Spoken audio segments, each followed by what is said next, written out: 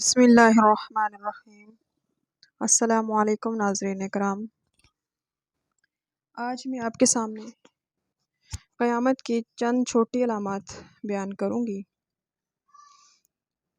بعثت محمد صلی اللہ علیہ وآلہ وسلم قیامت کی نشانی ہے، کیونکہ نبی صلی اللہ علیہ وآلہ وسلم نے فرمایا، مجھے اور قیامت کو اتنا قریب بھیجا گیا ہے جتنا شہادت والی انگلی اور درمیانی انگلی ایک دوسرے کے قریب ہیں۔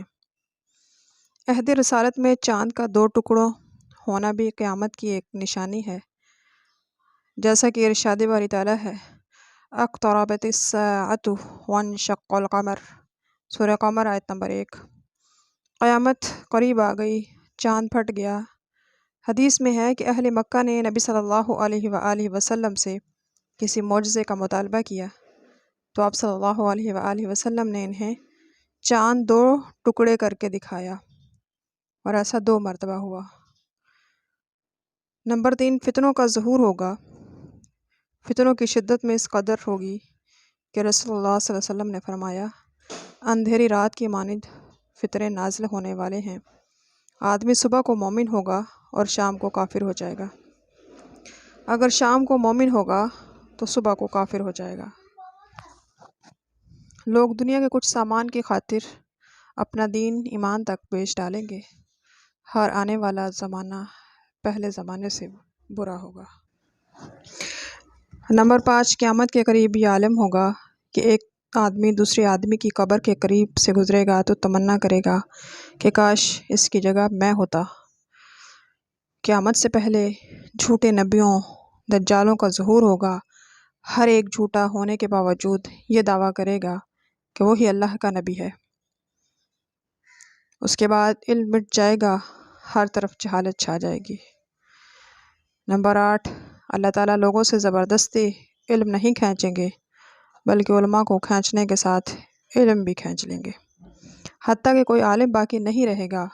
پھر لوگ جاہلوں کو سردار بنا لیں گے، ان سے سوال کیا جائے گا، وہ بغیر علم کے جواب دیں گے۔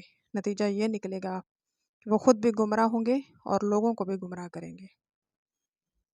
نمبر 9، ہر طرف مال و دولت کی فراوانی ہوگی۔ مال اس قدر بڑھ جائے گا کہ آدمی زکوٰۃ لے کر نکلے گا لیکن اسے کوئی لینے والا نہیں ملے گا۔ نمبر 10، قلم کا ظہور ہوگا، یعنی لکھنے والے لوگوں کی بہتات ہوگی، کتابوں کے نشر و اشاعت کثرت سے ہوگی۔ اس کے بعد عمل ختم ہو جائے گا، حتیٰ کہ اسلام کی کڑیاں ایک ایک کر کے ٹوٹتی جائیں گی۔ جب بھی کوئی کڑی ٹوٹے گی تو لوگ اس کے قریب والی کڑی کو پکڑ لیں گے۔ سب سے پہلے حکم یعنی امر خلافت، سب سے آخر میں نماز کی کڑی ٹوٹے گی۔ نمبر 12، شراب حلال سمجھ لی جائے گی۔ لوگ شراب پینے کے لیے اس کا نام تبدیل کریں گے اور شراب پئیں گے۔ نمبر 13، گانے بجانے کا رواج عام ہو جائے گا۔ لوگ شرابیں پی رہے ہوں گے، باجے بج رہے ہوں گے، گانے والیاں گا رہی ہوں گی۔ اللہ تعالیٰ ان سب کو زمین میں دسا دیں گے اور ان میں بعض کو بندر خنزیر بنا دیں گے۔ نمبر 14، فحاشی عریانی عام ہو جائے گی۔ فحاشی اس قدر عروج پر ہوگی کہ عورتیں عریاں لباس پہن کر باہر نکلیں گی۔ رسول اللہ صلی اللہ علیہ وآلہ وسلم نے فرمایا، عورتیں لباس پہننے کے باوجود لباس کی باریکی اور تنگی کی وجہ سے ننگی ہوں گی۔ ایسی عورتیں نہ تو جنت دیکھ سکیں گی اور نہ ہی جنت کی خوشبو محسوس کر سکیں گی۔ زناکاری بہت بڑھ جائے گی، امانت ضائع کر دی جائے گی۔ امانت ضائع کرنے کا مطلب رسول اللہ صلی اللہ علیہ وسلم نے یہ بتلایا کہ معاملات نااہل لوگوں کے سپرد کر دیے جائیں گے۔ جھوٹ کی کثرت ہو جائے گی، جھوٹی گواہی دینے کا رواج چل نکلے گا۔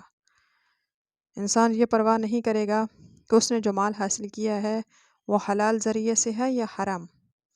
تجارت اس قدر بڑھ جائے گی کہ عورتیں بھی تجارت میں اپنے شوہروں کا تعاون کریں گی۔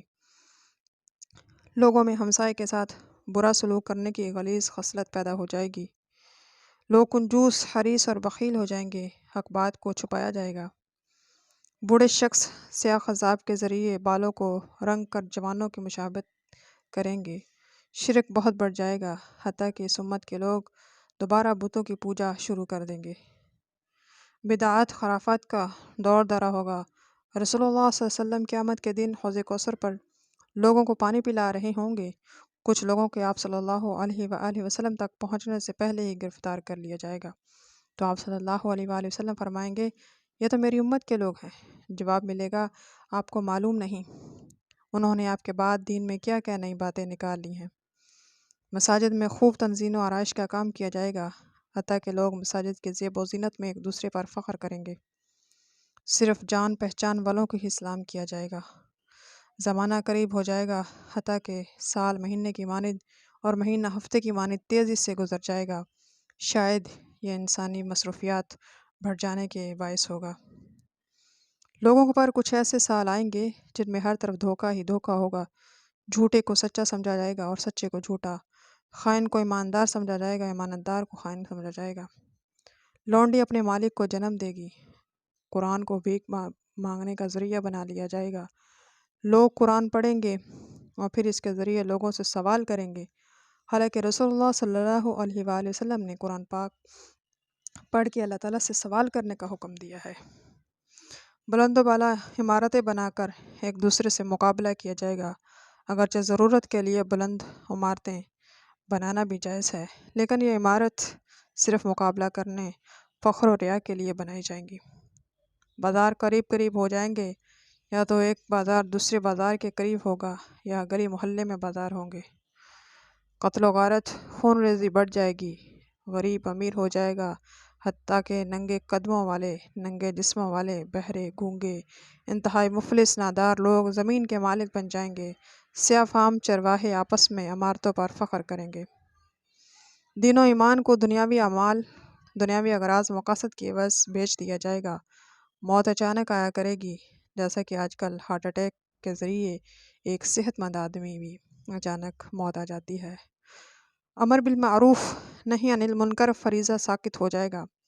کافر طاقتیں مسلم امہ پر یوں ٹوٹ پڑیں گی جیسا بھوکا دسترخوان پر ٹوٹ پڑتے ہیں۔ اس وقت مسلمانوں کی تعداد کم نہیں ہوگی بلکہ تعداد بہت زیادہ ہوگی، لیکن مسلمانوں کی حیثیت صرف اس جاگ کی مانند ہوگی جو پانی کے اوپر بہتا ہے۔ مسلمانوں کے دشمنوں سے ان کا رعب دبدبا نکل جائے گا۔ اس کی وجہ یہ ہوگی کہ اس میں وہن کی بیماری آ جائے گی۔ وہن کی بیماری دنیا سے محبت اور موت سے نفرت ہے۔ مرد کم ہو جائیں گے، عورتیں بڑھ جائیں گی، حتیٰ کہ 50 عورتوں کا ایک نگران ہوگا۔ ایسے گمراہ کرنے والے حکمران ہوں گے جو رسول اللہ صلی اللہ علیہ وآلہ وسلم کی ہدایت کے مطابق لوگوں کی رہنمائی نہیں کریں گے، بلکہ وہ انسانی جسموں میں شیطانوں کے دل رکھتے ہوئے ہوں گے۔ زلزلے کثرت سے آئیں گے، ہر طرف فتنوں کا ظہور ہوگا۔ اسلام اور اہل اسلام دوبارہ اسی طرح اجنبی ہو جائیں گے جیسے ابتدائی اسلام میں تھے۔ ایمان سمٹ کر حرمین یعنی مسجد حرام مسجد نبوی میں محصور ہو جائے گا۔ ایک قحطانی، ایک ججہ نام کا حکمران ہوگا۔ مسلمانوں کا کوئی خواب جھوٹا نہیں ہوگا۔ سرزمین عرب سرسبز شاداب ہو جائے گی۔ درندے بے جان اشیاء کلام کریں گی، حتیٰ کہ آدمی کی چھڑی کا چھلکا اس سے کلام کرے گی، اور آدمی کی ران اسے بتائے گی کہ اس کے بیوی نے اس کی غیر موجودگی میں کیا کچھ کیا ہے۔ صدق اللہ العظیم۔